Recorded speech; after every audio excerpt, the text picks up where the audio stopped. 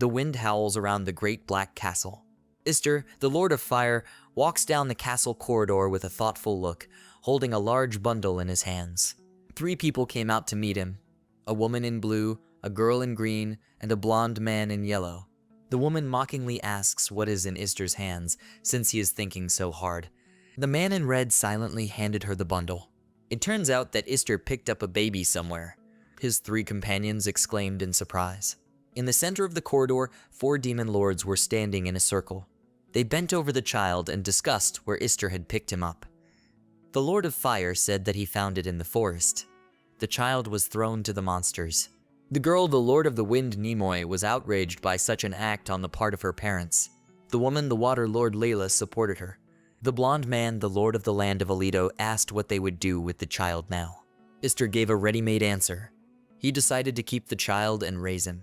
Layla wondered if demons could raise a human child, but the rest of her companions had already succumbed to the kid's charm. The company decided to raise a child together. Someone mentioned His Majesty's permission, but Ister said that he had already settled the matter. Moreover, the king recently had a daughter, and she may need a friend. Thus, the child remained in the Demon King's castle, and the 4 demon lords replaced his parents. They dressed him. They were trained in the art of war, and the boy grew up. Several years have passed. Somewhere in the forest, not far from the castle, the boy killed a dragon. The soldiers who come up to him praise his skills. Grinning broadly, he left the dragon carcass to his companions. Picked up by the demons, the child grew up and became a soldier in the Demon King's army. It was called Lion. After killing the little dragon, Lion went on an errand to search for the demon princess. He remembers being thrown out by his own parents after he was born. The demon lords picked him up. They raised the little man with love, and when he grew up, he decided to thank them by joining the army to protect the kingdom. Lion walks through the forest and calls out to the princess, warning her that the council will start soon.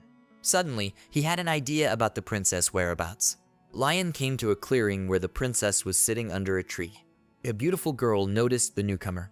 This girl is the daughter of the Demon King, Alicia Arclight. Unsuspectingly, she asked why Lion was so out of breath.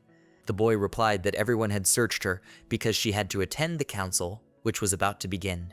To Alicia's question about the assignment, the boy replied that Ister had asked him to find her. The girl pouted and resentfully asked if he was worried about her, to which she received a positive answer. The girl cheered up again. She smiled and said that then she wouldn't find fault.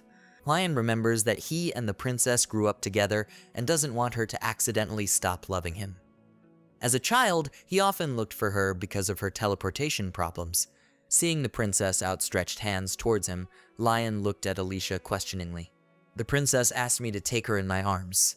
Smiling, the guy picked it up in a wedding style. Alicia wrapped her arms around his neck in satisfaction. Laughing, Lion promised the princess that he would carry her in his arms forever if she didn't go missing. Lion suddenly remembered that they didn't have much time. The girl nodded and asked to be carried, but Lion pulled her to her feet, telling her to walk on her own. Then the princess asked to see her off, and Lion agreed. The couple reached the palace together. The council has begun. Lion is asked a question about Elysium. In the meeting hall, there are 4 demon lords, the princess, and Lion as the princess's bodyguard. The boy replies that Elysium is an island on the border of 4 races: demons, spirits, humans, and beastmen. On this island, there is always peace, and all races there live in equality. Ister says that the princess will soon go to the academy on this island, and Lion will go with her as a personal bodyguard. But they give him an extra task. There are 4 sectors on the island, and each race sends a representative of its own race to the academy to manage its own sector. After the entry ceremony, Alicia will become the face of the demon race. The human overlord had said in his request that there were disagreements in the academy. The spirit lord and the beastman lord have quarreled and are fighting in the academy. Ister asked Lion to reconcile them. Lion nodded happily and said he wouldn't let them down. Ister smiled, saying that he was pleased with his student. Instantly, Layla and Nimoy threw their arms around the boy, indignant that he was also their student. Alito also put in his 5 kopecks. Alicia rose indignantly from her seat, asking him to stop. Lion thought that this might be the day when the princess subdued the lords, not the other way around. But the princess loudly declared that Lion was hers. The boy was happy early. When the princess and her guardian leave the room, the lords ask each other if Lion knows about the princess's feelings, and remember that the girl told everyone to keep quiet. Istar says she's putting her marriage on the line. In the recent past, Alicia loudly announced that she would not hold a viewing. Her father happily held her, thinking that she was still young for the wedding, but Alicia said that she planned to marry Lion. My father is in shock. He asked Alicia to explain herself. In the end, they decided that the wedding of Lion and Alicia would be approved if Lion coped with the task given to him. Nomoy notices that the king dotes on the daughter of the soul, but the marriage of a human and a demon of royal blood will not be easy. Alito asks if Lion notices the princess' strong love for him. Layla tells him that's why Alicia comes from so far away. The lords themselves wonder why the two haven't started dating yet. All four of them mentally wish the princess good luck. Alicia and Lion set off. Lion is determined to protect the princess. I'll have to say goodbye to the demon realm for a while. But he's ready to run the errand. He asks the lords to count on him and hurries after the princess. Elysium. It was the morning before the entrance ceremony. The sun shines on the windows of the building where Alicia and Lion live. Lion opens his eyes. He gets up from the bed. His eyes widened when he saw Alicia. A girl in a school uniform was already sitting on a chair in front of him, reading a book. She said admiringly that he was finally awake. Dumbfounded, Lion asks what she's doing here. The girl replies that she woke up early and came here to read out of boredom. She also wanted to watch him sleep. The boy guesses that this is the main reason. Getting out of bed, Lion asks her not to give him any more reasons to worry. The girl assured him that everything was fine, she just teleported to his room and no one saw her. Opening the cabinet, Lion says that she is mindlessly using top-level magic. Not all lords can handle teleportation, but the princess is also a princess in the academy. Lion gets dressed. Alicia is not worried because even if there are no lords around, then there is Lion. Lion claims that the lords are better suited to be a bodyguard than he is. But the princess insists that his presence calms her down better. She suggests taking a walk before the ceremony. Two people walk happily through the park. Alicia compares the walk to a date, and Lion says in a frightened voice that the servant can't be with the princess. The princess grumbles that she hates him at times like this. Lion gets scared. Alicia reassured him that it was just a joke. She doesn't say anything for a while. Then the princess asks him for something. Blushing, she asks to join hands. Lion agrees, and the princess asks if it's true. The boy asks such a bright reason for joy from a positive response to this request. Suddenly, Lion felt something. The princess confusedly says something about the lover's fountain in the square, but her guard was tense. The princess didn't have time to finish speaking when the boy abruptly covered her with his body from the sudden projectile flying in her direction. Frightened for the princess, Lion asks if she was hurt. She answers in the affirmative. There are two hostile groups in school uniforms standing near the fountain. The boy Derek Galloway represented the Beastmen. The girl Laura Swift represented spirits. Lion realizes that the spell has come from their direction. Turning to the princess, he realizes that she has already disappeared. The girl was walking briskly towards the group near the fountain. Lion was startled and hurried over to her. Alicia stepped between Derek and Laura. She asked indignantly if they were throwing spells in all directions here. The two of them noticed her, and Laura gave a positive answer and asked what was wrong with that. Alicia clenched her hand in anger. She turned on Laura with indignation. She began to ruin her date, and in general, you cannot spoil the other walk with your fights. The princess seethes with indignation. Lion came up and asked for a question. He asked Alicia if she resented being caught in the crossfire. She agreed, but that's not the only reason she's angry. Lion cleared his throat. He began his monologue on behalf of the princess. He said that their behavior was unworthy of representatives of the royal family. They were lucky that no one was injured, otherwise there would be a lot of problems if they hit someone. The couple apologized. But Laura was outraged, saying that it was self-defense. Derek continued the conflict, saying that everything is exactly the opposite. Laura started insulting Derek. An ominous aura gathered around Alicia. A fourth person asked me to finish the show because they, the representatives of the races, set a bad example. He was an elegant dark-haired representative of the Noah Highland people. He asked if they were going to start an interracial war after graduation. Layla and Derek give Noah a hard look. Alicia chuckled. Noah smiled contentedly. He asked not to start conflicts on the day of the entrance ceremony. The couple leaves and Noah throws up his hands. The brunette sighs wearily, saying that the walk was bad. Alicia shamed him by saying that he had been following them from the very beginning. She speaks indignantly about his strange tastes. The brunette turns to them with a comment about the cruelty of Alicia's words. He says that, however, this only characterizes the demon princess, and even her guardian is not inferior in strength to the local guys.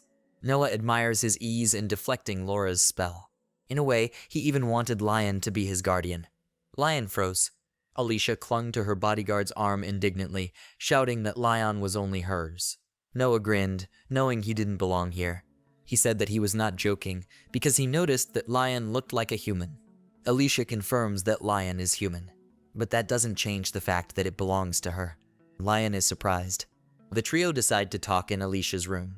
The girl angrily asks what happened between the spirits and the beastmen. Noah begins the story. 2 years ago, the beastmen and spirits quarreled in the academy.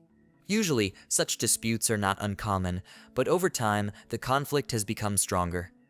In their sophomore year, whole groups gathered around them, and Derek and Laura became the heads of an interracial conflict. Then Noah realized that he could not cope alone and called for help from the demons. Alicia arrived just in time. Alicia admitted that they will help, but so far they have no idea how to do it. Noah took a sip of tea and said that he already had something on his mind. He asked if they knew about the 4-petal tower in the Mage Academy. It symbolizes peace between the races.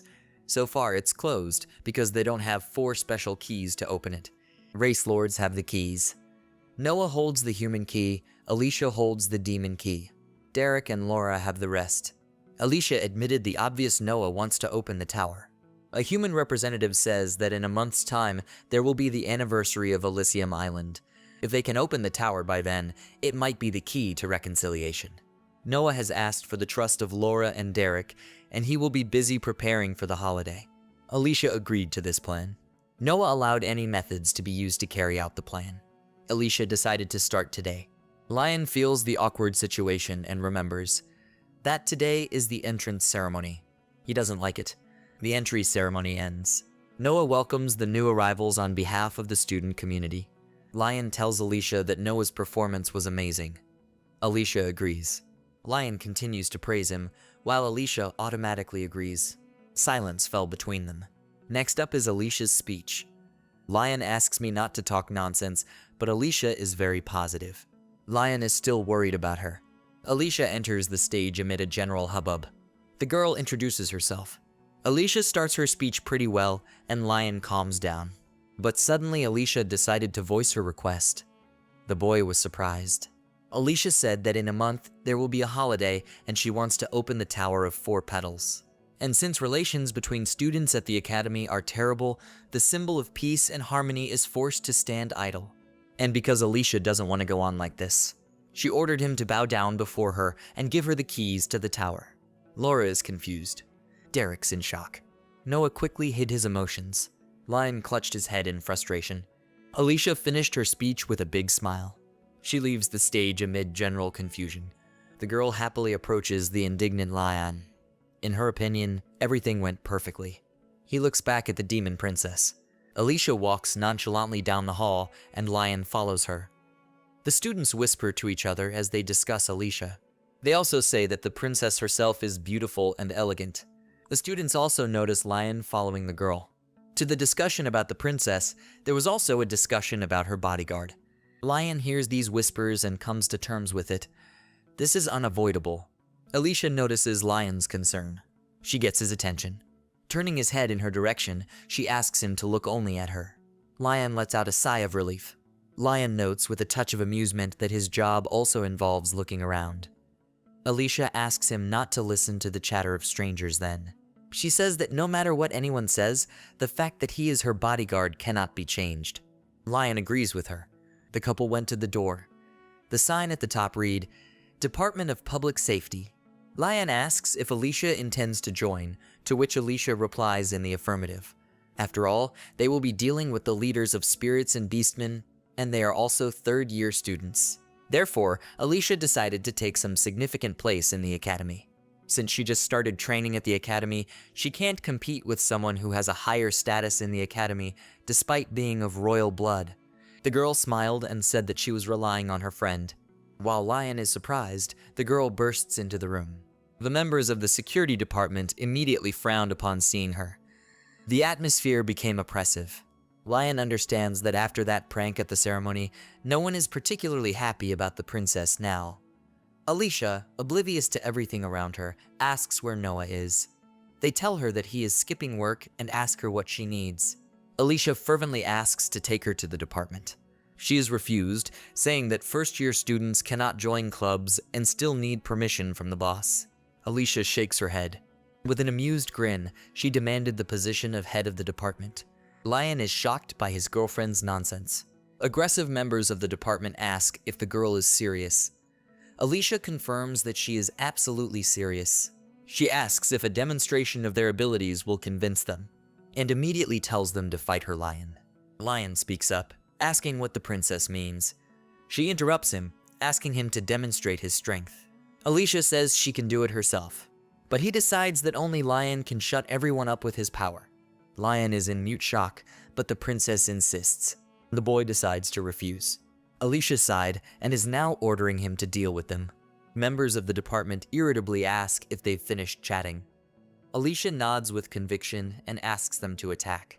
One of the members irritably indulges the whims of the princess and creates a huge stone in the shape of a fist. A terrified Lion stands in front of the princess, angrily agreeing to protect her. The guy deflects the stone's impact by throwing his arm forward and casting a spell. The attacker is puzzled. The stone crumbles. Lion remembers the words of the landlord Alito. The magic of the earth is like a puzzle. If you lightly hit the magic at the joints of parts, the puzzle itself crumbles. The attacker in anger creates several magical stone rods and sends them to the bodyguard. After a moment, he realizes that he has overdone his own strength. Lion watches the bars fly towards him. With a flick of his hand, he stops the bars flying towards him. The attacker realizes that Lion has taken control of his bars with magic. Lion cast a spell. There are only 4 races: beastmen, humans, and demon spirits. Why is it that only Alicia, Noah, and the others, being members of the royal family, are chosen to represent the race? Because the royal family got the special ability right. The right that belongs to the demon royal family is control. Teleportation is also part of control. The princess specializes in controlling space. The royal family can dedicate the secret of the rights of others. Like the 4 lords of earth, water, fire, and air, they were more dedicated to rights than the demon king himself. Lion also has more rights than a princess. He specializes in controlling magic. It interferes with magic, uses control, and can take control of it. Lion sends the rods to their creator. The attacker let out a high-pitched scream as the bars swung towards him. Just in front of his face, the bars stopped. Lion turned to the princess and asked if that was enough. She nodded. The girl approached the fallen member of the department. She bowed and excused herself. The princess explained that she had a good reason to join here, so she resorted to violence. But even so, she proved that her Lion was stronger than them. Enraptured by the sight, Noah enters the room. Applauding, he announces his return. An unpleasant-looking fat man is standing behind him. Alicia sticks her tongue out at him, muttering that he was watching them. Noah just laughed. A fat man named Miguel grumbles about what will happen if members of the security department create trouble. Who will be responsible for the academy's security then? Noah asks the teacher not to swear at the new students. The fat man grumbles that breaking tradition is not something to be admired, and the confrontation between spirits and beastmen only increases the number of conflicts between students, and even opening the tower won't change anything. After telling him to sit quietly, the teacher goes back to his studies. Noah throws up his hands as the door slams. Department members apologize for the noise. Noah says it's not their fault. Turning to the princess and her bodyguard, Noah recognizes her powers as the princess of the island. He congratulates her on joining the security department. Alicia thanks and asks if it would be a violation of tradition. Noah tells her that's not what she's worried about. As the head of the department, he gives her a task. She must take Derek and Laura away from the tower from the island lords. Having fun calling Lion for her, the girl decides to get busy. They leave the office. Alicia thanks Lion because thanks to him, they are on the starting line. When asked by Lion why they should provoke a conflict, she says that they were so impressed. And besides, Alicia is sure that something like this will be a great rumor. Turning to him, the girl said that if Lion did the feat later, everyone would recognize him. Lion is startled. He says he's happy to be her guardian. Suddenly, a whistle sounds from behind. Lion pushes the princess away from the knives flying at them. The princess shouts a warning to Lion. A figure wearing a black cloak and carrying a sword swooped down on them from behind. The daggers embedded in the floor formed a circle around Lion and Alicia. With the help of daggers and magic, the unknown created a barrier, preventing them from escaping. Lion decides to use his own magic. He pulls the daggers out of the floor. The stranger is surprised. Lion had only taken control of his magic. With a wave of his hand, he sent the remaining ones flying into the air. The attacker retreated, but did not give up. Lion told the princess to retreat as the attacker was only targeting him. He didn't want the person he loved to be hurt. Therefore, Lion is determined to defeat the enemy. The unknown person started attacking again.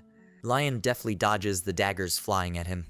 Once again dodging, Lion notices that the attacker hides a weapon under his clothes. He knocks the sword out of the unknown man's hands with his knee. The unknown person is surprised. Having gotten used to Ister's fast movements, the other's movements seem slow to Lion. The attacker swings his sword. Lion rushes forward. Jumping up, he is above the unknown. As he jumps, he kicks a hooded figure on the back. He falls to the floor. The unknown was defeated. Lion anxiously asks the princess, to which she replies that she is fine. The boy removes the hood covering the attacker's face. He clicks angrily.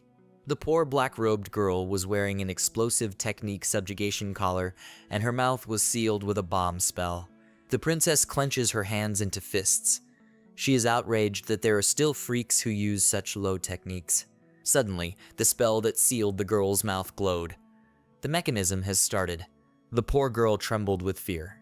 The princess's eyes were filled with sympathy. She reached out and sat down beside the poor girl. Alicia turned to her friend. She knew that with his right, he might be able to stop the bomb. The girl asked to save the sealed one. Lion obeyed the order. He used his magic, angrily telling her to thank the princess. The seal and collar broke and disappeared from the girl. She wondered why she was saved. Alicia sighed with a smile. She couldn't ignore the crying girl. Besides, her eyes were begging for help. The girl doesn't understand because she wanted to kill them. But Alicia put a finger to her lips, telling her to be quiet.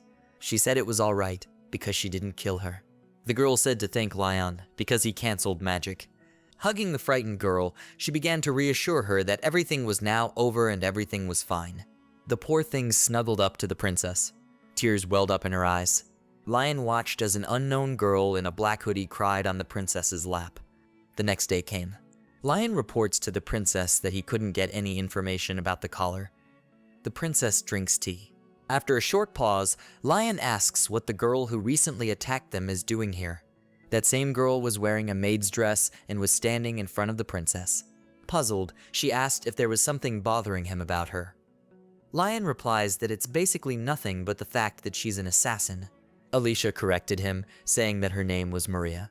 She said that she had nowhere to go now, and that the princess had taken her in, and that if anything happened, Lion would protect her.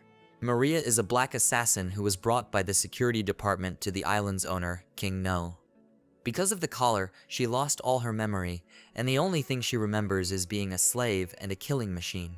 Alicia understands Lion's concerns, but can't think of a reason why Maria should attack her again. Besides, Lion would protect her, wouldn't he? Lion agrees that he is always there. He notices that this is not particularly fair. Maria tearfully thanks Alicia for her kindness. Lion is a little embarrassed by her behavior. The boy decides to warn Alicia to get the girl away from her. Alicia insists that Lion should be kinder, and Maria says that she will always accept any punishment. Lion is confused that the conversation has gone somewhere else. Classes began at the academy. A grim-faced fat man named Miguel Nigel comes out of the audience. Alicia collects textbooks. She grumbles that Teacher Nigel's lessons are boring, despite the fact that he can be a decent teacher. Lion laughs because they can blame her if she's bored at the academy. Alicia is getting better. She wasn't referring to his training methods. She compares him to other teachers, saying that unlike others, Fat Nigel looks down on everyone. Lion admits that his subject matter is harder to understand. To Leon's question, Maria says that the lesson is not interesting. But in reality, Maria just wasn't listening, trying to memorize the image of Alicia in her head.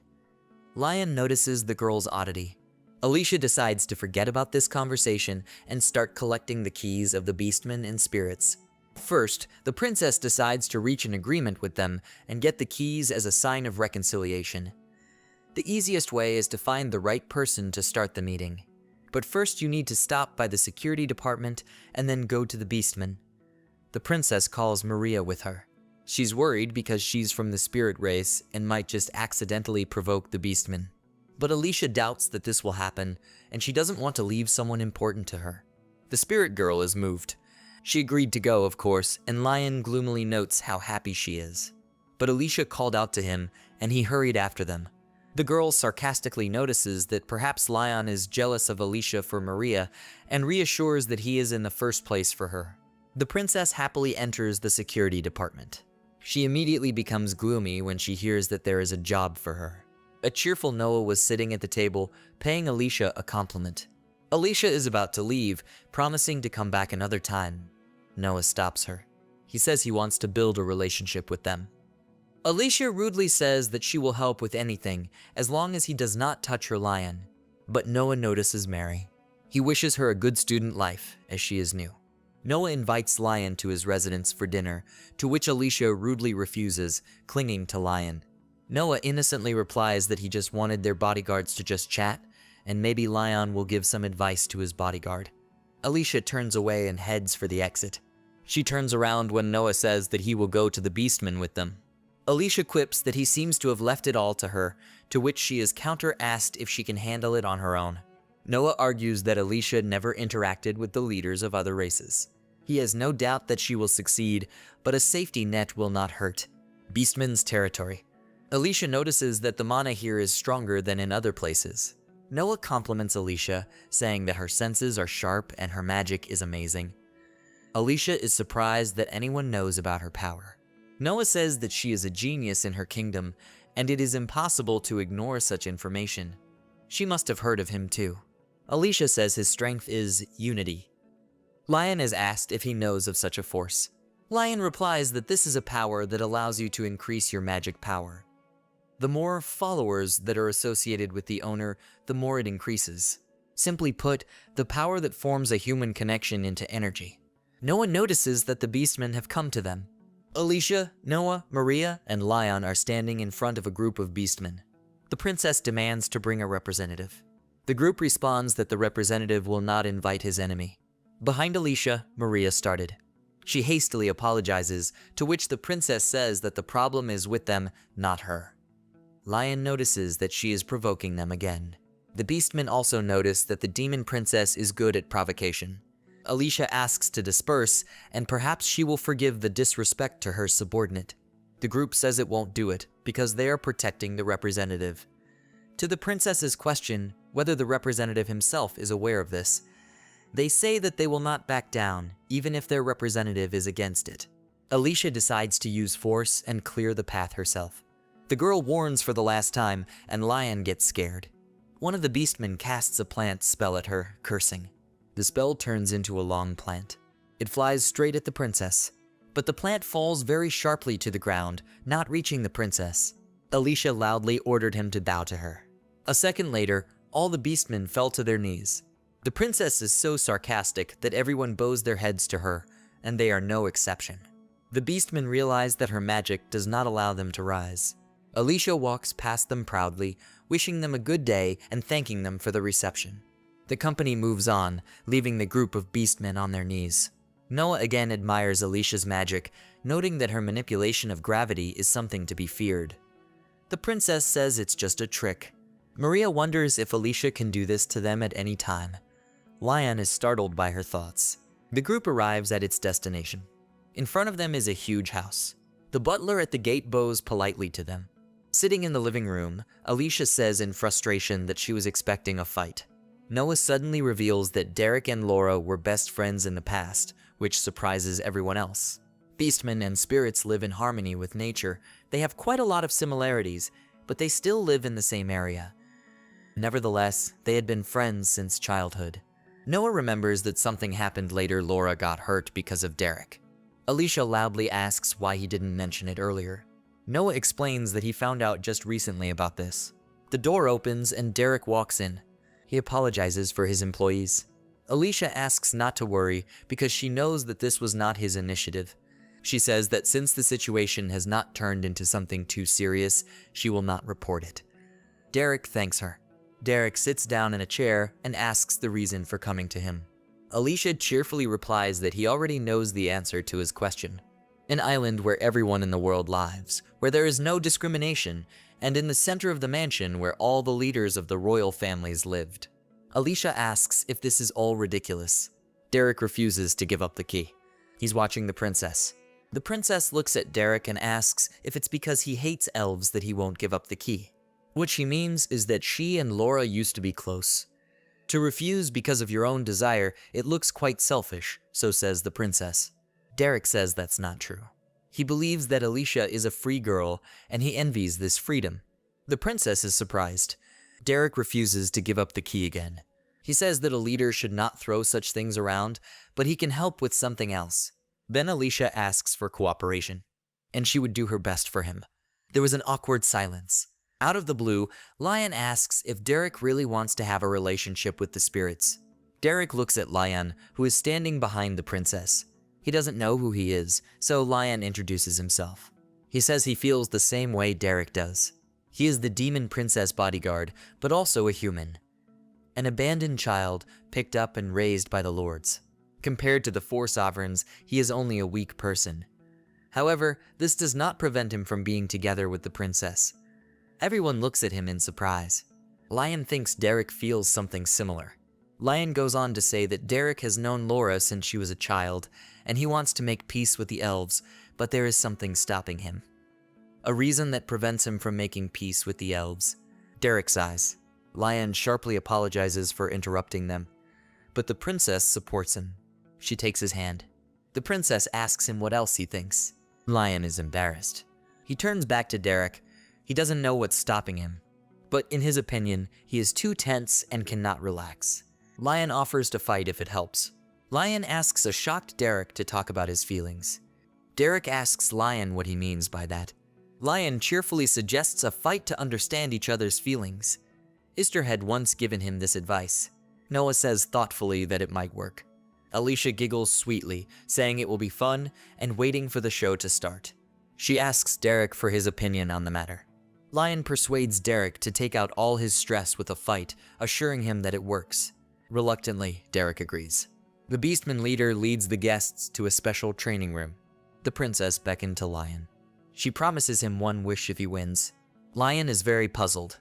He says he doesn't fight to win, but the princess says she doesn't want him to lose. Lion smiles and says that he doesn't have much chance of winning with an opponent who has the right. The princess grumbles that this is why she motivates him. She smiles coquettishly again, offering him any wish for victory. Lion is even more puzzled and asks her again, getting the same answer again. Lion thinks about it and notices that this is a little too much. The princess takes offense and calls Lion a worm, dealing a blow to the boy's morale. Derek intervenes, saying that they get along too well for lovers, finishing off Lion's fortune. Lion makes excuses that they can't be a couple.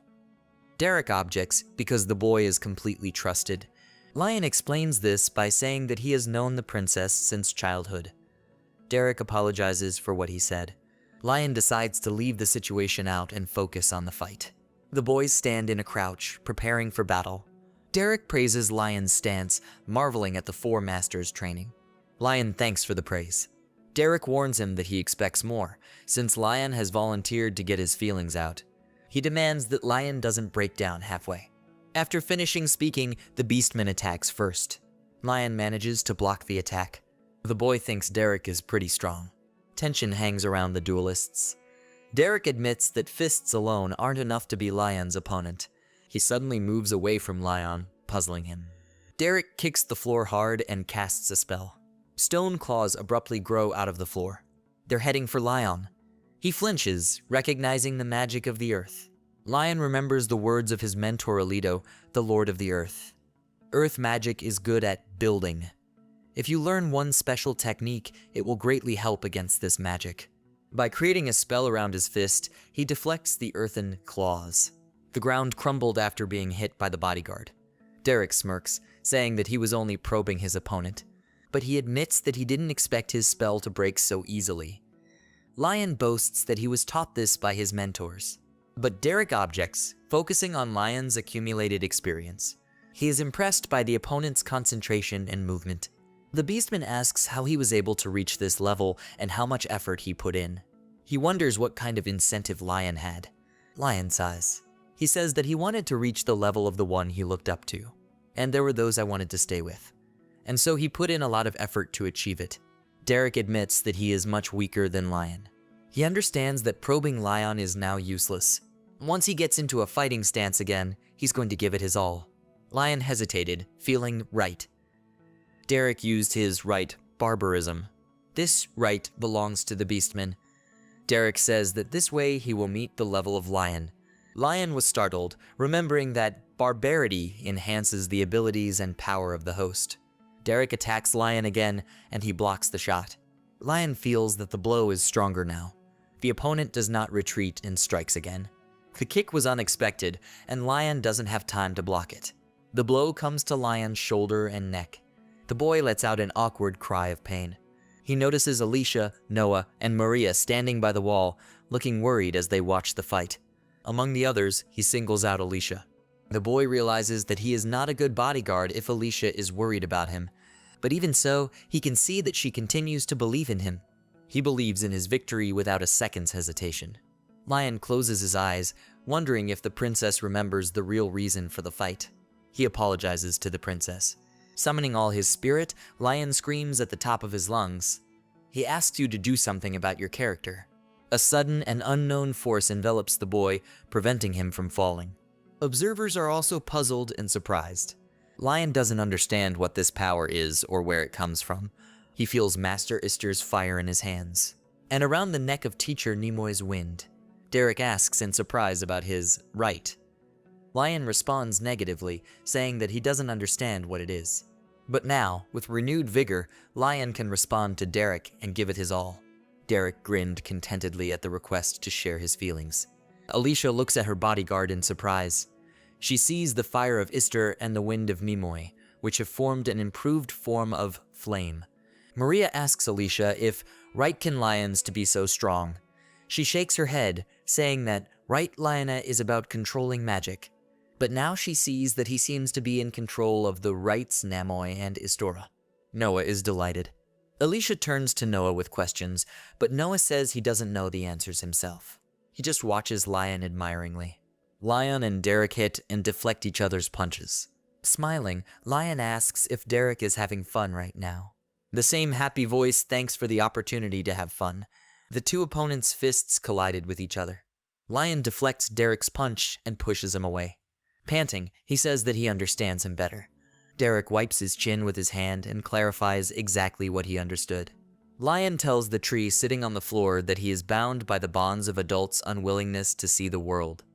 Because of this, he was depressed. Derek doesn't say anything. After a few minutes, he gives up. He agrees that the method really worked. He tells his story. Although there was peace between the spirits and the beastmen, they were unwilling to make contact. Derek's father often told him not to trust spirits, but one day they took him to an island where the spirits lived. There he met and befriended Laura. Secretly, they played with each other. The couple promised each other to reach a real peace agreement. As members of the royal family, they owned the right and came to train hard to manage it. They taught each other these exercises, and Laura came up with the idea to combine their best techniques. And that's when the tragedy happened. They decided to create a new magic from the fusion of their rights. But Derek couldn't control his magic and inflicted severe wounds on Laura. Because of this incident, the beastmen and spirits became even more distant from each other.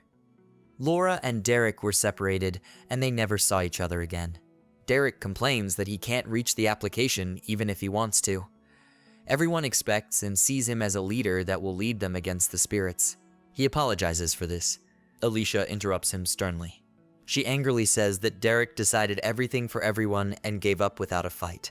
Alicia admits that while listening to the story, she admired their shared desire to unite the two nations. She understands his feelings about that mistake because it's hard to accept those feelings when you hurt someone you love. But Alicia doesn't accept a reason to give up just because everyone wants to see an anti-spirit leader.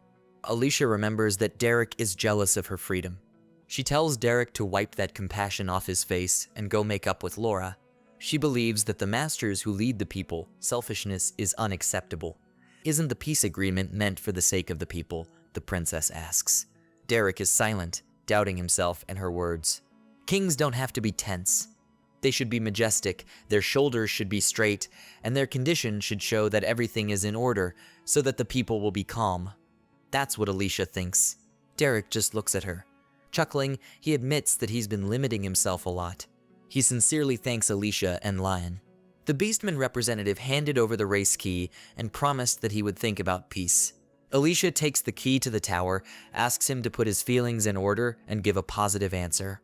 Noah applauds and says that he is delighted to get the key in such a short time. He compliments Lion, who justifies the princess' presence by his side. Suddenly, Noah hugs Lion, making the princess flush with jealousy. He praises Lion for his efforts.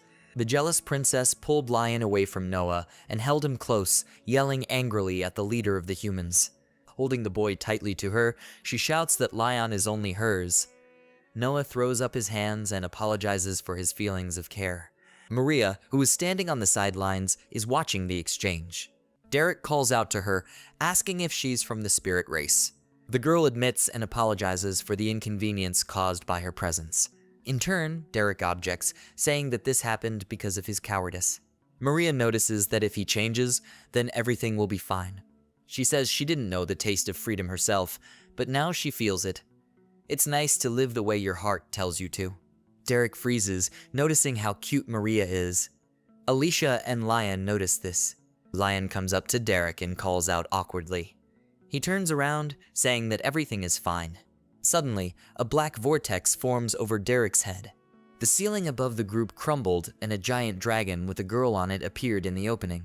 Everyone is shocked by the appearance of the dragon. Derek says they're long extinct. The girl on the dragon was Laura Swift, the leader of the spirits. Startled, Derek asks where Laura got the dragon from. She rudely replies that she will not answer his questions. She calls Derek rude names and is about to attack him. Alicia counterattacks with her right. The dragon plummeted to the floor in front of Alicia's feet. Laura notices that the demon princess is in the room as well as Derek. She sarcastically asks if she has joined the Beastman group. But Alicia, in her own way, interrupts her, wanting to ask a question. As Derek and Dion stare in shock, the princess asks who she really is, since she is posing as Laura. The company stands in front of the imposter on the dragon. Alicia says the same person recently cheated on the real Laura at the fountain. The false aura is in turmoil. Alicia asks loudly and contentedly who he is. Lion takes a firm step forward. The girl steps back to let him pass. He makes a jump, creating a fire spell in his fist and attacking the imposter. The spirit dodges, but her earpiece crumbles and a lock of her hair is burned away. Derek and Noah are shocked. Alicia notices that Laura's mask is now gone. A false Laura glares at the audience. Part of Laura's face and shoulder are burned. Instantly, she transforms into a man in a black hoodie. He asks how the princess guessed. Alicia smiles, talking about two reasons. She looks at the wounded stranger. The first reason is that she didn't feel the magic of Laura's right, and the second reason was intuition. Alicia said it too simply. She sensed something was wrong, even though he looked like a spirit. She didn't use the artifacts to check and relied on her intuition. The black-robed stranger chuckled. He had miscalculated the existence of a strange princess. The dragon roared loudly. Lion rushes into battle, but Alicia stops him. The dragon is out of control of the princess magic. Noah draws his sword. He joins the attack. Derek stretches his fists. Noah says that their duty is to stand up to evil gods and evil dragons. Derek and Noah team up to slay the dragon. Lion looks back at Maria, who responds positively. She would also fight them. But Maria also has a personal reason. For some reason, she gets a headache when she sees the man in the black raincoat. Was it possible that he was controlling her while she was wearing the collar? Lion is momentarily confused. He notices that the dragon's back is empty. The man was gone. Lion glances at Alicia and sees her in one glance. The boy again creates a fire spell in his fist and runs at the enemy. Maria turns her attention to Lion attacking her. The shocked girl calls out his name, not understanding why he is attacking her. Suddenly, a man in a black raincoat appears behind the girl. The girl herself disappears. The stranger is shocked by the sudden disappearance of the victim. It is now open to attack. Lion immediately punches the stranger when Maria disappears. Maria appears in Alicia's arms. It turns out that Alicia teleported the girl to her arms. That was their plan with Lion. Maria was very embarrassed when Alicia asked if she was okay. The girl apologizes for scaring her. Noah cleans the sword and says that the dragon was just a decoy. The stranger grinned, surprised that they had killed the dragon so quickly. Noah replies that the dragon is just a fake. It was not so difficult to deal with it. But even if it's a fake, it's very well done. Noah asks who is the creator of the dragon. The stranger smirks, saying he won't say it, and says goodbye. He is standing in a circle of schoolchildren. Alicia casts a spell, shouting that he wants to run away. The man in black confirms this fact, and then pulls out a file and throws it on the floor. The bottle breaks, spilling liquid on the floor. The man disappears in a black flame. Representatives understand that this is teleportation. The clumps of flame vanish into nothingness. Noah turns to Alicia, asking about his tracking. The princess just throws up her hands, arguing that the tracks are very distorted, and there is nothing she can do to help. Pebbles fall from the destroyed ceiling, reminding of this incident. Noah drinks tea while the princess complains about the problems from coming to the academy. Derek sits across from Noah and supports her, listing her problems. A man who can change his appearance, an evil dragon, Maria as a victim. Alicia stops and notices something. Noah and Derek made themselves at home in her room. The girl is very indignant. They justify this by saying that they don't want to be alone when there are only intruders around, and Maria is the main target. Alicia seethes when Lion looks at her. Deciding to shift her focus, she drags Lion to write a report for the lords. Lion says he already wrote it and sent it. Alicia pushes him out of the room to the surprised stares of the other races. She instructs Maria to find out about the enemy and the maid bows. Alicia and Lion are finally alone. Alicia just teleported them to another room. Lion warns that it's bad for her heart. Wailing, the princess snuggles up to the confused boy. He asks what happened to her. The girl mumbles in confusion. She looks away and says that she is too tired in light of recent events. But she didn't want to snuggle up to Lion in front of Noah. The girl looks down at Lion's shirt in embarrassment. She asks the boy to stay near him for a while, explaining that this is how she recovers her energy. Lion smiles slyly, saying that she is as selfish as ever. The girl confirms. She asks why she can't do it. But Lion says that if he helps her in this way, then she can do anything with him. Their faces are so close together. Alicia suddenly remembers Lion's childhood promise. Wherever the princess went, he would always find her. Lion is glad that Alicia hasn't forgotten about it. The girl says that she really liked it and was proud of it. Lion changes the subject, saying that she is very pretty. The princess sighs and hugs Lion, saying that she is very tired and now she needs his warmth. She hugs the bodyguard, dreaming that he will become the Demon King. Lion laughs, meaning that it's hard for his mistress to rest, but he will do his best. The boy hugs Alicia back. Teacher Majel Nigel walks down the hall. He turns around when someone calls out to him. Another teacher gives him a gift from the students of the culinary club. He says they put their heart and soul into the cookies. Nigel suspiciously accepts the role of cookies and is advised to go all out like a teacher, as the students did when they made the cookies. Nigel just turns around and walks away. His footsteps echo loudly down the hall. The door slammed and the teacher entered the empty office. Grumbling, he throws the cookies in the trash. A familiar stranger in black condemns the teacher's act. The teacher retorts, saying that he failed it all, even with the dragon made for him, and now everyone knows about disguise. He laments what he pays so much money for. The stranger throws up his hands while his ears wither from wailing. He quips that his dragon wasn't as strong after being overpowered by 2 students. The teacher shouts at him, asking how he, Ames, will be held responsible for the damage caused. Ames folds his arms and says that if he makes amends, he will unlock the tower with the 4 keys and break the relationship between the races. He adds that an additional fee is charged to fix the problem with the teacher's tool, and Nigel's money may not be enough for this. The problem was that it was necessary to kill him, and the demonstrative attempt to kill him led to the opposite results. Nigel shouts that it was his tool that he bought. Ames says Maria's collar was working properly, but there should have been another re-released function. Ames sighs. He continues to talk about the functions of the collar, but the teacher interrupts him. Leaving, Nigel says that he will give more money. Grinning, Ames asks if the goal has changed, and if he still needs to get rid of the traitorous Maria. Nigel looks at him haughtily and says no. He wants to solve another problem. Alicia and Lion embrace in the background of the Tower of 4 Petals. A water spell is created. A spiral of water forms around the palm of your hand. The girl creates a large water spiral that engulfs the dragon. The dragon turns to ice and crumbles, dying. The Water Lord Layla tells the villagers that the demonic dragon has been defeated and will no longer attack the village. The residents are happy. The receptionist praises Layla for her good work. She asks what needs to be done next. The receptionist reads out a huge to-do list. Then the girl lists the candidates for Layla's suitors. Vladika tells her to reject everything because of her lack of interest and asks why her schedule is getting tighter every day. The receptionist explains that Layla herself is taking on more and more responsibilities, making the girl feel embarrassed. Vladika decides to cheer himself up by remembering how cute Liam was as a child. The secretary breaks down the 4th wall, saying that this is how idols appeared not only in the demon realm. Layla sighs and says that now she wants to see her pupil. The receptionist says that Lion's report has arrived and everyone is going to read it at the meeting.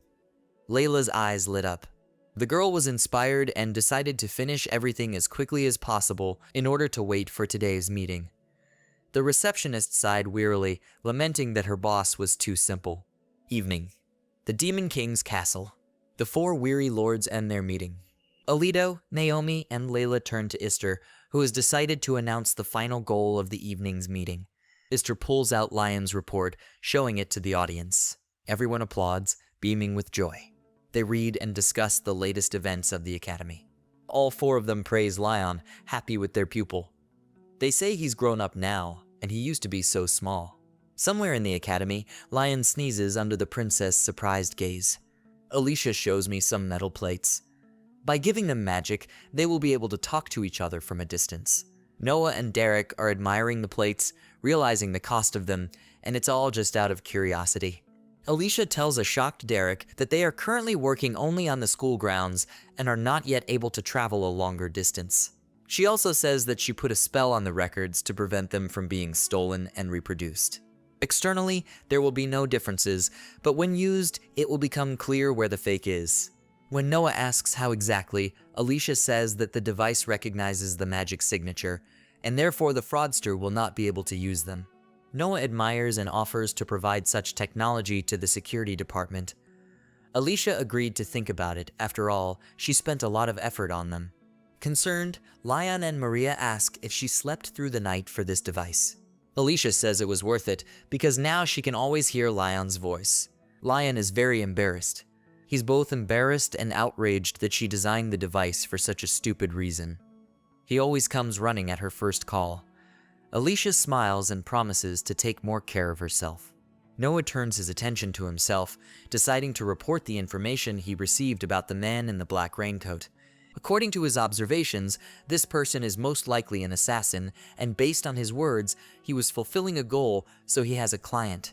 A fake dragon and teleportation potion requires huge resources and a lot of money. Derek concludes that the client is fairly well off. Perhaps it's someone from the nobility. Alicia agrees with him. The princess makes a general conclusion that even based on this, they don't have enough information to put together a complete picture. Noah confirms, saying that they don't know the client's main goal. But perhaps it was the employer who arranged the feud. This is Noah's opinion. Alicia agreed with him. Derek says nothing in agreement. Noah reproaches himself for not immediately noticing the use of spatial magic to provoke the hostility of the peoples. The princess asks him to vent his anger in his room, and Noah compliments Alicia's intelligence. The girl sweetly asks if she can hit him on the asphalt. Lion gets into the conflict, saying that they need to come up with a plan of action. The company agrees that Noah will search for the man in black while preparing for the festival, and Alicia will continue to collect the keys. She's going to visit Laura today. Suddenly, the princess asks the silent Derek what he plans to do. The boy says dejectedly that he is not yet ready to take any action due to his lack of determination.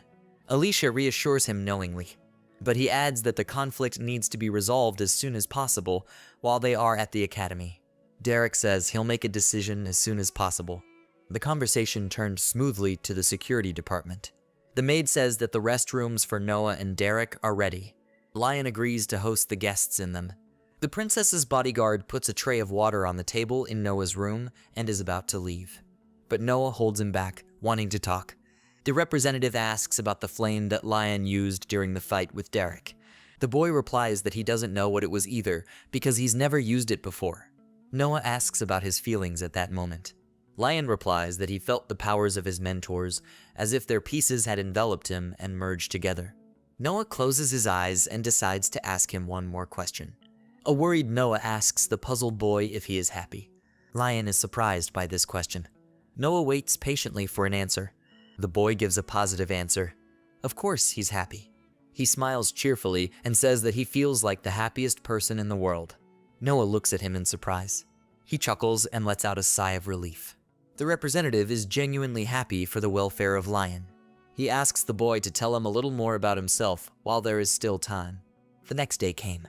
Princess of Spirits Laura sits in her garden and drinks tea. Her face is calm.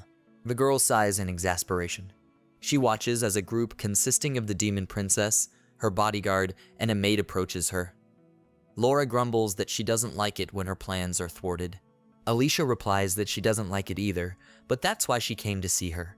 Laura irritably asks the reason for coming. The princess sits down at Laura's table and tells her that she also pretends to be indifferent, just like Derek. Laura realizes that the rumors that Derek gave his key to Alicia were true. She agrees to listen to the guest. Alicia offers dessert instead. Behind Alicia, Lion sets out a dessert for Laura and Alicia. Dessert is tempting on the table, attracting attention and making you want to eat it. Laura stares at the dessert, trying not to be tempted. As a true demon, Alicia tempts the spirit to eat a piece of cake, ostentatiously taking a bite of hers.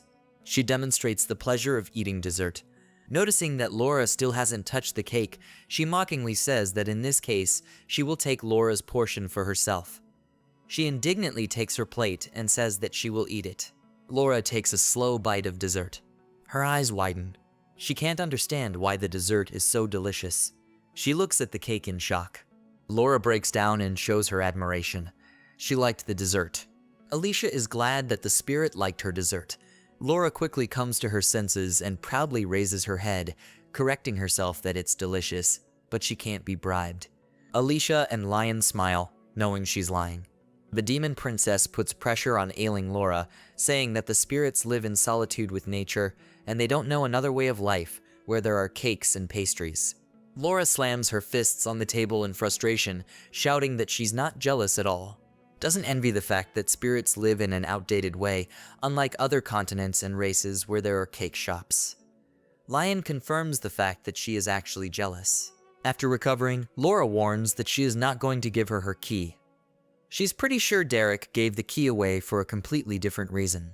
Alicia confirms this theory. Laura enthusiastically asks how then she can make up with him. Alicia cheerfully retorts that she hasn't said a word about reconciliation, surprising Laura. Laura waved her hair proudly, repeating that she wouldn't give up the key anyway. Alicia smiles sweetly, saying that she was actually going to invite Laura to a tea party. Laura quips, asking the girl if she is deliberately bullying her. Alicia Milo says that she just wants to be friends with her and get help with her school life. Laura proudly says that she is not going to come. The princess interrupts her, saying that there will be a lot of cakes at the party. The spirit immediately changes its shoes, changing the refusal to, "I'll think about it." Alicia is happy. Lion and Laura are confused. Laura tries to find an excuse not to go to the party. She makes the argument that she can buy such cakes in the city whenever she wants. Alicia pulls out a trump card, shocking the spirit. The desserts were made by her bodyguard. She finishes off the unfortunate woman that if she doesn't come, she will never try them again. Laura sadly asks Lion if this is true. He confusedly admits that he is. The boy apologizes, but the spirit recognizes his amazing skills and asks if he has worked in a candy store before. The girl was wary when she found out that Layla had taught him how to cook. Surprised, Laura asks again about Layla. The girl admiringly says that she is her big fan. The couple freezes in shock, realizing that now they have a permanent problem. Laura admires that she has heard about the sweets of the Lord of Water, but did not think that it was so delicious. Alicia promises at her own peril that she will tell you more about Layla if Laura comes to the tea party. The spirit princess was immediately overjoyed and promised to come. Alicia and Lion calmed down. The spirit didn't take long to persuade. Another invitation was issued to Derek. Surprised, he asks if Alicia is actually hosting the party. The girl confirms this and says that she will be glad of his help. Derek decides to give some advice. The Beastman anxiously asks not to underestimate Laura. She may look like a simpleton, but she still remains unwavering and precise in her actions. Alicia would spend more time with Laura than with him. The girl says that's why she's having a tea party, but she'll remember the advice. Lion goes after the princess. When he heard the princess plan, he questioned her sanity and whether he was really her bodyguard. Alicia says that now she doesn't know what to say to Lion's grumbling. It was the day of the Demon Princess Tea Party. Quite a lot of students came to it. Among them, there were both demons, beastmen, spirits, and humans. Alicia finds the Princess of Spirits among the delightfully sweet eating perfume students. Laura turns to the demoness. Laura frowns and asks what the demon princess wanted from her. The girl sweetly says that she only came to greet her as an organizer. Laura doesn't believe it. Alicia then admits that she only needs the key of the spirits. Laura says she won't just give it up. Alicia then comes up with a proven trick and offers sweets in exchange for a key. Laura almost falls for it again, but comes to her senses in time and refuses. Alicia decides to add to the sweets a little bit about Layla's life. Laura indignantly refuses again, saying that they are completely different things. Laura admits that Alicia is stubborn. She asks if the princess thinks she's so stupid to suggest all this. Laura indignantly says that Alicia pokes her nose into other people's affairs, and this is unacceptable. In response, Alicia said what she said to Derek. On a paradise island where there should be peace, racial discord. Isn't this exactly what is considered unacceptable? Laura agrees. The spirit princess explains with clenched fists. She says that this is her attempt to protect the most precious thing. Some of her people have been injured by the beastmen, and she doesn't want to sit back and watch in silence. She does this to protect her loved ones. Alicia concludes that neither Laura nor Derek thinks this is the right decision, which means there is hope. Alicia Arclight throws up her head and challenges Laura Swift to a duel. If she wins, Laura will hand over the spirit key. The crowd of guests is amazed. Laura asks about the meaning of this fight, but really, Alicia just wants the key. Laura is outraged that Alicia thinks she is weak. Ghost makes the argument that even if Alicia collects the keys and unlocks the tower, it doesn't mean they'll make up. The princess says she knows about it. Then Alicia suggests the following. If Alicia wins the duel, then she will take Laura's key. If Laura wins, then the princess will fulfill any request of the spirit. The girl swore on her name. The spirit is outraged. Alicia teases her, asking if Laura is afraid of losing. Laura can hear the students chattering behind her. She asks the princess if it was for this reason that she arranged a tea party and gathered this crowd. Alicia says it wouldn't be interesting otherwise. The spirit princess gritted her teeth in anger. Proudly and resentfully, Laura Swift accepts the challenge. Alicia smirked, thinking it was too easy. There's a lamp on the table and a lot of printed invitations. Maria skimmed through the guest invitations. When she hears a commotion in the hallway, she stiffens. Peeking out from behind the door, she realized that Alicia had taken action and needed to hurry. The guests came to the arena room, waiting for bread and circuses. In the enclosed arena, Alicia stood with her head held high. She reminds her opponent Laura of the rules. A loss counts if you go over the fence or give up. Laura agrees to the rules. Seriously determined to win, the spirit princess stood in front of the princess. Laura admitted that she was waiting for something more original than just taking the outdated rules of fights at the academy. But they don't need a simple fight, especially since people like Alicia can only be reached through brute force. With a wave of her hand, Laura compassionately conceded the first move to the newcomer. A happy Alicia chuckled and held out her hand to cast a spell. She uses her favorite gravity spell, ordering her opponent to kneel in front of her. A tense Laura cursed as she was pinned to the floor. The girl gritted her teeth, concentrating on resisting the spell. With a wave of her hand, she created buds of beautiful white flowers with an exasperated tone. Laura praised the demoness' ability to control gravity. Alicia smiles, flattered. She cheerfully admits that this is the first time she's battled a spirit that has the right. She says that if she remembers correctly, the right of spirits is secret. But they don't understand why flowers are blooming around them. Laura is surprised that Alicia doesn't know about these flowers. The spirit says that such flowers grow only in their world and allow you to ignore gravity during their flowering. Alicia will take note of this if anything interferes with her spatial magic. Laura wearily says that the princess is more persistent than expected. Alicia, smiling, says that she wants to stand shoulder to shoulder with a cool girl and fights for her. The demon princess takes a fighting stance, and so she's going to beat the crap out of her. Black magic lights up around the demoness's fist. Laura, surrounded by flowers, says that these are her words, as it were. The two girls bumped into each other. Laura jumped back with a cry. She cast a spell to create projectiles, then aimed them at her opponent. Alicia dodged deftly. The projectiles turned back, chasing their target. The princess noticed this. With her magic, she destroyed the spirit's projectiles. While creating more new projectiles, Laura laughed, saying that the princess had nowhere to run. After teleporting behind the spirit, Alicia asked if she was sure. Laura barely managed to turn around and block the demon princess kick. The spirit cursed again, not understanding how it had happened. Alicia was behind the girl again, attacking again. Avoiding Alicia's punch, Laura soared up. The girl pouted. One of the blooming gravity flowers fell on top of her head. Alicia chuckled as she looked at her opponent in the air. She asks if this is the power of mystery. Laura sighed wearily. She smiled and said that she respected her power. And so she decided to dance with her properly. Alicia shivered as 4 identical spirit princesses hovered in the air. The girl chuckled, provoking her opponent again. The 4 laurels smiled in the same way and threw their hands out in the same way as they cast their spell. Alicia asked irritably if she was joking. She bent down, concentrating and releasing all her power. On her back, large red demonic wings spread out like bat wings. Alicia screamed with all her might, telling me to prostrate myself in front of her. All the copies, including Laura's original, fell to the ground. The flowers stopped working. Lion watched the battle of the princesses. It wasn't the first time he'd seen her wings. But even now, looking at the princess wings peeking out from under her clothes, he knows that they are different. She's a demon, and he's a human. They have different positions, different strengths, and different lifespans. Even though he is her bodyguard, sometimes he feels helpless around her, and it sometimes depresses him. He clenches his fist as he thinks about it. Maria calls out to the boy, distracting him from the flow of his thoughts. Lion asks if the girl is finished with her task. She nods, saying that they trapped the victim as planned. Lion turns around, saying that now is the time to start the operation. The 4 Lauras attack Alicia intensely and simultaneously. The demoness creates a black ball to protect herself from the spirit's projectiles. The magic ball began to move toward the Laurs. The expressions of fright on the faces of all the Laurs were different. One of them shouted that this power didn't belong in this world.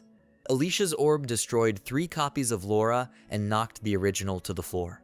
Panting heavily, the victorious Alicia asks if they can now count as quits. Laura was panting in defeat. The door opened, letting out one of the students. The beastman ran away thinking that the party was fun, but not knowing their plans interfered with the fun. Suddenly, he is attacked. Lion pins the student to the floor and immobilizes him. The beastman gritted his teeth. Lion said that he knew that this student was the black cloak that they called that mercenary. The boy smiles, saying that he is glad that they invited him. The mercenary understands that the trick was in the invitation. He grins, knowing it was a trick. He praises him for setting him up because he underestimated him. Maria runs up to them with a rope in her hands. Mercenary Ames warns that unfortunately, it's too late. Lion shakes his head, saying he doesn't think so. The mercenary grins, saying that he doesn't seem to understand. Under Lion's surprised gaze, he warns that nothing is over. After tea, Laura indignantly demands an explanation. Laura and Alicia are once again sitting at a table in the garden, with Lion and Maria standing behind the demon princess. Laura asks why the party was needed. There are cups of tea and desserts on the table. Laura says that this is to catch a mercenary or a werewolf that is hiding in the walls of the academy. Laura asks the real reason for the duel. Alicia says that the mercenary wants to use conflicts between spirits and beastmen to provoke an interracial war. Thus, he can at any time in the form of a beastman harm her or even kill her.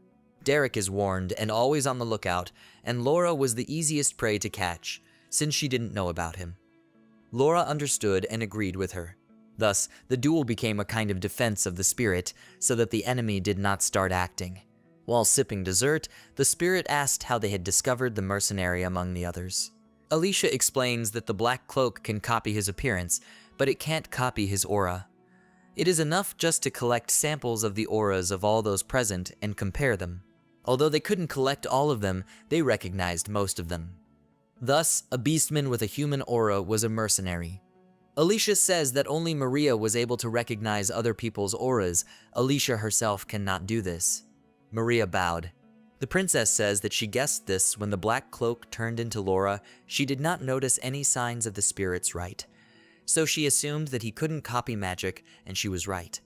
Laura takes a sip of her tea, muttering that it's backfired on her. She asks how Alicia was able to come up with such a clear plan. The demoness boasts that she is inventive in this area. The princess says that if only the invitations were enchanted, he would have guessed everything, so it was necessary to move all the magic to another place, namely to the audience. They needed to check out a huge number of people, and a tea party was the least suspicious reason to gather everyone in one place. Laura says that Alicia is much more reckless to carry out such a complex idea and so skillfully lie to the end. The girl is beaming. Laura pulls out the key, and the princess asks if she has any more questions. The spirit hesitantly says that there is one about the duel. Alicia says that everything went to hell anyway, and if Laura wants to, they can both be losers, because after all, Laura was the bait. The girl says that being a bait is more than normal, because thanks to this, Laura protected the island. Laura is sad, because the darkness blinded her, and she stayed with her until the very end. The spirit rises from its seat and admits defeat. She gives the key to Alicia. The demon princess now has 3 keys: the demon key, the spirit key, and the beastman key. Even so, Laura believes they are far from reconciling. The demoness believes that then she hopes to get rare data or the identity of the person behind all this. Alicia is distracted from her thoughts by Laura. A determined girl wants to ask something of a girl, not as a princess of spirits, but as a person. Alicia is surprised and has a premonition of something very bad. Of course, the spirit wanted to ask a few questions about its idol, the Water Lord Layla. The princess is sitting in a chair, terribly tired. Lion convinces her that she finally got the last key, while Alicia was complaining about Laura. In response to the bodyguard's consolation, the princess replies that the differences between the beastmen and the spirits haven't been settled yet. Together, the couple decides that the princess needs a rest and will go to bed. Alicia tells Lion to go to bed too, but the boy asks him not to worry about him. The princess asks the bodyguard to treat herself a little more gently, because it was thanks to him that the mercenary was caught so quickly. The boy says that it was all an excellent plan of the princess, and he has nothing to do with it. Alicia gets very close to the bodyguard. She says that modesty is good, but sometimes you should be a little more selfish. Lion nods in understanding. The girl asks a friend to express their opinion. As an example, he cites himself. She suddenly asks if he wanted to sleep with her tonight. The boy is in a stupor, mentally asking why this particular topic of all. The princess gently says that she could give him a massage, to which Lion quickly refuses. Snuggling up to the boy, she then offers him to massage her, greatly embarrassing him. Lion is in a hurry to refuse. The princess finishes him off by asking him what's wrong with just a massage. When the bodyguard finds the strength to say something back, Alicia says she was just joking. Lion blushes deeply. Alicia suddenly confesses that it's always been like this, and that he was the reason why she did so much. He was always her inspiration and gave her courage. The girl thanks Lion for being there. Lion is surprised by this unexpected revelation. The princess laughs, says goodnight, and says she loves him. And after that night, Alicia Arclight suddenly disappeared. Late at night, Alicia sits at her desk and stares at an empty notebook. Finally deciding to go to bed, she gets up from her chair with a sigh. Suddenly, something bothers the princess. In the corner under the ceiling, a small clot of black magic forms. A white crack suddenly forms in the clot. Alicia watches in amazement as a clot with a crack grows in her room. She retreats when she hears an unknown voice admiring the fact that a carrier of spatial distortion magic has appeared in the academy. And this carrier is very necessary for them to earn something. Alicia stiffens as the blob of magic approaches her. It's getting closer and closer to the girl. The princess understands that everything is exactly as she expected. Her hair gets sucked into a ball of magic. The demoness barely has time to turn around before the magic sucks her in. She throws the key on the floor of her room and disappears. In the morning, Lion opens the door to Alicia's room. The room was empty, a chair overturned, and sheets of paper were strewn on the floor. Maria greets Lion and asks what happened. She was driving a food cart. The boy, breathing heavily, asks if the girl has seen the princess. After receiving a negative answer, Lion hurriedly runs away. Audiences, empty. Concert hall, also passing by. Dorm yard, absolutely no one. Department of Security. This time, Noah was in the room. He asks the poor man what brought him here so early.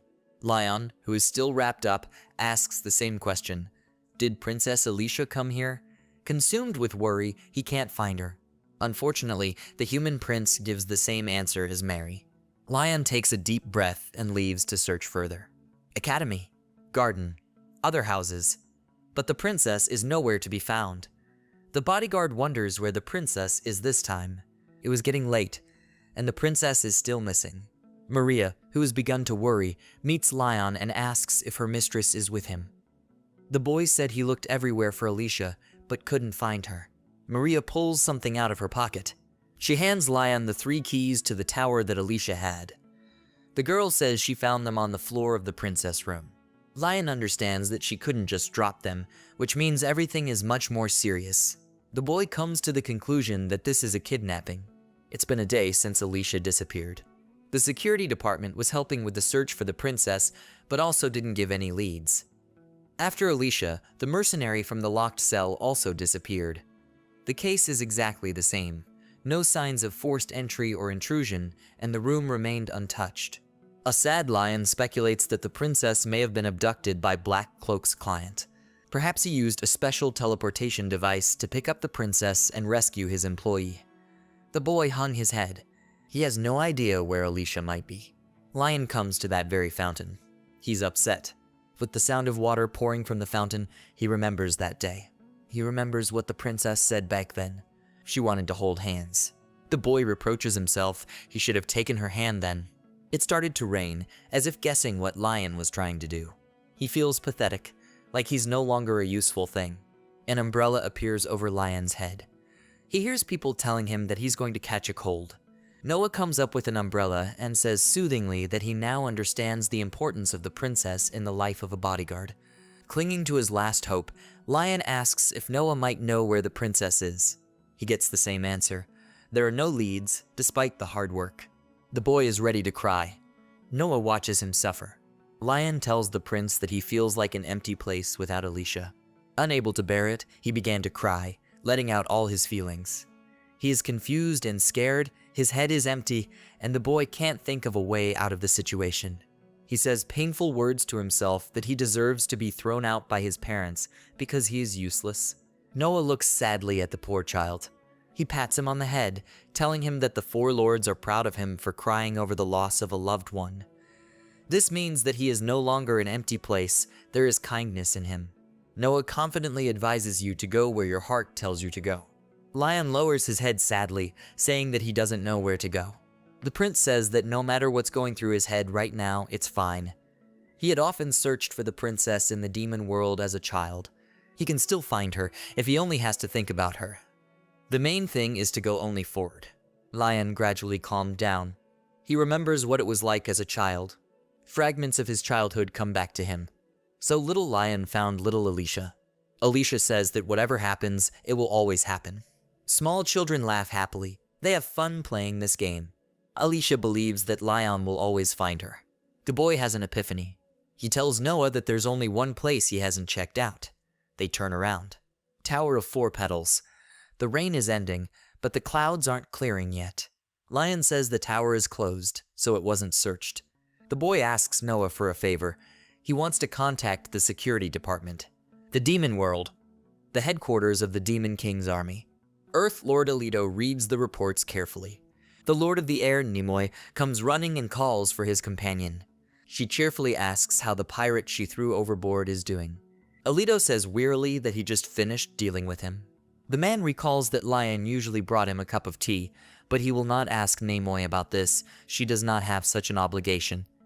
The girl admits that Lion is on a mission, and there is nothing they can do about it, but she also misses him. Ister enters the room. He asks Alito about the results. He says they found the pirates' weapons cache. All the weapons turned out to be prototypes, not serial ones. You can't make them at a regular factory, which made it easier to find them. They were lucky that Nimoy found the ship right after purchasing the weapons. They found out that the weapons factory is located on the Paradise Island of Elysium. Ister is horrified. Alito asks again.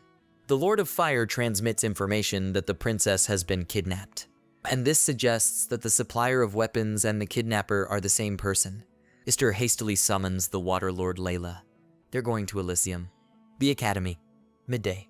Lion adjusts his glove. He stands in front of Mary and Noah. The princess rescue team is ready to test the tower.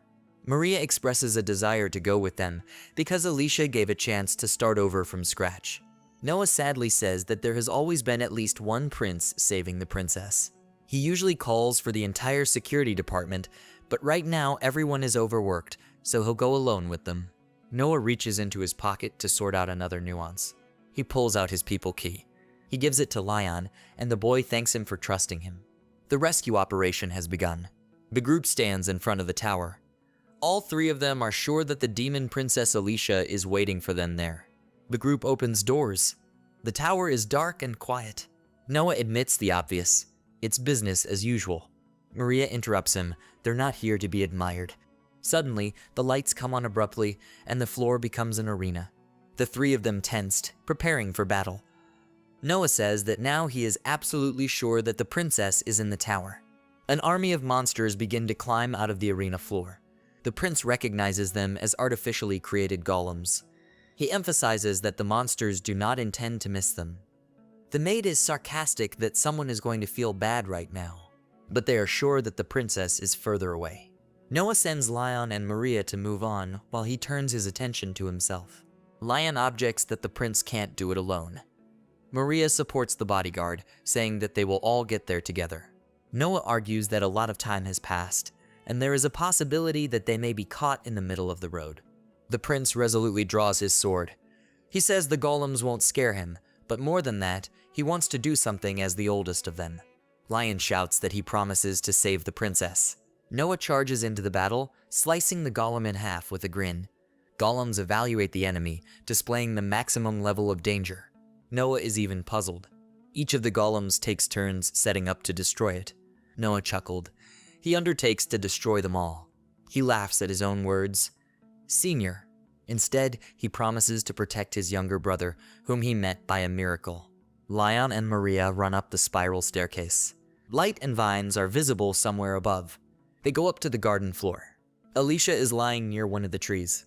Happy Maria runs to meet the princess. But Lion wasn't buying it. He shouts to the maid about the trap. The false princess opens her eyes, revealing her black self. Lion manages to cover Maria from a surprise attack by the false Alicia. He shouts that it's a black cloak. The mercenary says that he is infuriated by the name they gave him. In a rage, Lion punches the mercenary, shouting that he should not talk in the guise of a princess. The mercenary retreats. Surprised, he asks how he was found out this time. The boy says he just felt it. Ames is furious that he's been exposed for no reason a second time. Lion says that it is he who is outraged because the mercenary took the form of Alicia. The boy is ready to beat the crap out of him. Suddenly, several knives are thrown at the mercenary. A chain wraps around the man's arm. Maria holds the chain and tells Lion to turn anger into power. She is also angry that he took on Alicia's form, so she will kill him and then bring the scoundrel to Lion. After listening to Maria, Lion runs on, wishing her to cope with him. After breaking the chain, the mercenary creates an enchantment, saying that he will not allow it to pass. Before reaching the boy, the plants fall apart. Maria cuts through the plants with lightning speed, parrying, which will not allow him to interfere. The maid and the mercenary are facing each other and ready for battle. Alicia wakes up in a place unknown to her. She was in the lab. She thinks that this space is expanded and distorted. A familiar voice picks up her thought. It confirms that the location is distorted, but the lab needs even more space. Alicia says that the kidnapper had a free hand when he stopped restraining her. He laughs, because Alicia doesn't need restraint anymore. The kidnapper or client stands next to the incubator in which the baby dragon was imprisoned. He says that soon Alicia will become their tool. The princess looks at the dragon in shock. The client explains that this is not the same dragon that lured Alicia. This dragon is one of those wild creatures that were used during the Great War. Alicia is shocked to hear that if the client had a live specimen of that dragon, he would immediately create new dragons. But it's only a corpse, so it creates fakes. The client confirms that this dragon is only a sample, even if it is a cheap fake. A man shows a huge number of dragons and incubators. He asks Alicia if it would be exciting if these cheap fakes were randomly moving around the island. Alicia screams that she won't let this happen. The client asks Alicia if it would be fun if the failed fake dragons filled the entire island. Alicia realizes that the transfer technique has been activated. Even if these dragons are only replicas, if they fill the entire island, chaos will ensue. The princess looks at the incubator with the dead dragon. She wonders if the rest of the equipment can depend on this flask. With her hands outstretched, she casts a spell to rewrite the incubator formula. Strange symbols appear around the dragon flask. Alicia is tense. She is annoyed that she is being hunted first and then held captive, and yet no one is doing anything. But even so, she doesn't give up. The sphere spell splits. The princess is breathing heavily. Did she make it? The client praises her. He knew she could handle it. Just as he thought, the girl had fallen into a trap. Black magic grabbed Alicia, shocking her. The man laughs because the princess no longer has the strength to resist. The magic came from the Dragon Ball. Now the princess was in the incubator with the dragon. Alicia thinks about her lion. She is breathing heavily and hoping for rescue. The client laughs at her hope because he is sure that soon she will become a test rat. But the princess is sure. Lion will definitely come. He always comes. She believes that he will definitely come, and this case is no exception. The customer laughed hysterically. He laughs at her naivete. He demands to forget about hope, ask for forgiveness for their actions, and fall into despair. Alicia looks reproachfully at the man she knows. She refuses the options offered to her. The client is sarcastic and says that he can make her cry. If she didn't care so much about her life, then he would give her as much pain as she could imagine. He reaches for the switch. Suddenly, the wall explodes with a bang, causing the client to freeze. Lion was standing in the doorway. Both the client and Alicia were shocked by the boy's spectacular appearance. The princess smiled brightly. She was right, and he came. Lion, her prince, had come to save her. The boy is standing in front of the customer. He recognizes it. He calls him a useless professional for not being able to take care of the child. Nigel, the teacher, was standing in front of him. The teacher grins, noticing that the teacher had different eyes. Or had they suspected him from the start? Lion says that he is not so good at riddles, but he is quite capable of resisting the enemy. Alicia looks up from the dragon incubator, startled. Lion turns his attention to the princess. He notices that the girl can't use magic. He feels that he has to save her as soon as possible. One of the dragons calls out and spreads its wings. Lion looks at him, startled. When released, the dragon opens its mouth and releases flames. As the bodyguard shortens, he notices that this dragon is different from the previous ones. Maybe because it's real? Nigel laughed angrily, saying it was a punishment for his disobedience. He's waiting for the savior to be burned. Lion casts a spell around his fist and deflects the flames. He's standing in front of the dragon. The boy uses a familiar technique and hits the dragon's head with a scream. The dragon's face is smashed into the floor. And how did it happen that the dragon died with just one blow? The teacher froze in surprise. Lion is standing in front of the former teacher. He says he was trained by the 4 demon lords who defeated the dragons in the war. He demands that Nigel surrender. Nigel reaches into the pocket of his dressing gown with an angry grunt. He pulls out a small heart. With the words that now Lion will apologize to him, the teacher eats the heart. Lion looks on, startled, as the fat man twists. He takes a step back. The teacher's teeth are sharpened, as are his fingers. Nigel hisses that it worked out. Its skin is covered with scales. Lion stares at the transformation, startled. He recalls that Alito once said that if you eat a dragon's heart, you can become one. Teacher Nigel became a giant dragon man. The dragon Nigel says that Lion will pay with his life for invading the lab. Creating magic in his fist, the boy refuses to participate in his experiments. In the jump, Lion hits the dragon in the face. An angry Nigel spews flames. Alicia's bodyguard understands that the dragon man's strength is colossal, but he is confident that he can handle Nigel.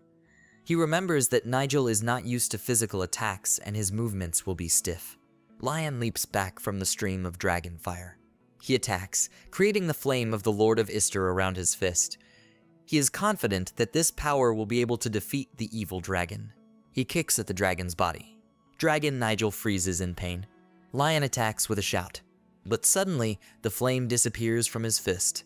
Lion freezes himself, feeling terribly tired in his body. He falls to his knees. The boy was very tired. He's breathing hard. The technique consumes too much energy, and it was already low when he came here. Besides, there wasn't much time. The dragon laughed angrily, knowing that he automatically won because the opponent was at the limit. With great gusto, he hit Lion with all his might. And on the first floor, the golems did not end and continued to advance. Noah swung his sword. The golems continued to analyze and set themselves up to fight the prince. Noah mockingly asks for the test result. After unsuccessful physical attacks, the golems regrouped and began to create magic circles for projectiles. Noah laughs at their progress. They decided to attack the man with the sword from a distance. Simple, but not so bad. Golems launch vehicles. Noah mockingly cuts their hands apart. The formula breaks down. Golems move on to the next stage. They turn their hands into blades. I spin on my axis, they turn into a deadly machine. But the prince didn't flinch. In a few seconds, it destroys the spinning golem as well. It was too slow for him. A few seconds passed, and the remaining golems were defeated. Noah concludes that the performance is not bad, but there is one fat minus. Golems explode. Noah sheaths his sword and tells us what the golem's mistake was. They said they were able to analyze it. The mercenary barely manages to dodge the ball. It deflects the blows of several daggers. Maria appears behind him. The mercenary manages to deflect her stab with his own blade. He asks if the backstab was revenge, but the girl snaps back that she's just doing what she's supposed to do. Ames attacks with words about her competitiveness. Maria dodged. She throws the chain at him again. The chain wraps around the opponent's blade. The girl snatches the weapon from the mercenary's hands. They know their plans, but she knows their plans too. It's hard for Ames to use transformation in a one-on-one fight. The mercenary decides to use the trump cards and settle the score. He throws a light grenade between himself and the maid. Maria lost her opponent due to a flash of light. The mercenary attacks the girl from above. She notices and throws several daggers at him, ripping him to shreds. The body disappears under the daggers. Maria is startled. The body was a phantom.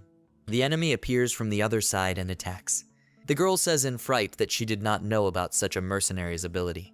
Thoth contentedly says that the outcome would have been different if Mary's memory hadn't been erased. He deflects the girl's last dagger with his blade.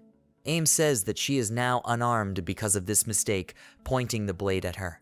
The girl says she didn't make a mistake. She also has one last trick up her sleeve. Maria believes that this is just a twist of fate, and the victory remains with her. Only now does the mercenary turn his attention to the circle of daggers stuck in the ground, and he stands in the center of that circle. The maid says that this technique was developed to kill Alicia Arclight, and now Ames is trapped in this trap without a weapon and without the ability to do anything. At his feet is a huge amount of weapons, and they are at his disposal. The mercenary sees the weapon, but doesn't touch it. Maria reminds us that her weapon has a magic formula sewn into it. One of the activation conditions is to imbue the weapon with magic, and the mercenary is trapped by her magic. Mercenary Ames grits his teeth in frustration. Maria turns around and wishes him luck. An explosion occurs in the clearing. The dragon man Nigel beats Lion. The boy goes flying into the wall. Nigel grumbles that no matter what, he gets up again, even when his condition is terrible. He asks why he doesn't just give up. Lion is adamant that he won't do it. He can't. He throws his fists at the dragon. Insulting Lion, the dragon throws him away with a blow. The boy is back on the floor. Alicia stares out of the flask in horror. Her bodyguard notices her, panting. He rolls over, thinking it's too pathetic because he didn't come here to shame himself in front of her. Nigel snorted. It annoys him that the boy is still standing on his feet. Lion says he still has things to do. He needs to beat him, save the princess, and stop the interracial war on the island. He asks the teacher to give in to him, otherwise he will have problems. The dragon is surprised that someone thinks he is responsible for the conflict. Lion is surprised that this is not the case. Nigel grins, admitting his surprise that a boy on the verge of death is fixated on such trifles, in his opinion. Lion asks what's the point of hiring mercenaries to stir up conflicts and now trying to destroy the island altogether. Nigel replies that all this is the desire of the sponsors that finance his research. After all, back then, where did he get the evil dragon's corpse and now even evolve into it? Lion chuckled, saying that it wasn't a very serious reason. Nigel explains that this is his research and some beastmen and spirits do not interest him. He wanted a system where your rewards and rage in battle depend on the amount of damage you take. And now that he's become a dragonman and teleportation devices are all over the island, he can spread his dragon army all over Elysium. And this is the desire of the sponsors to destroy Elysium, to erase the island from the face of the earth. Lion says that the teacher is too naive to think that everything will go too easily.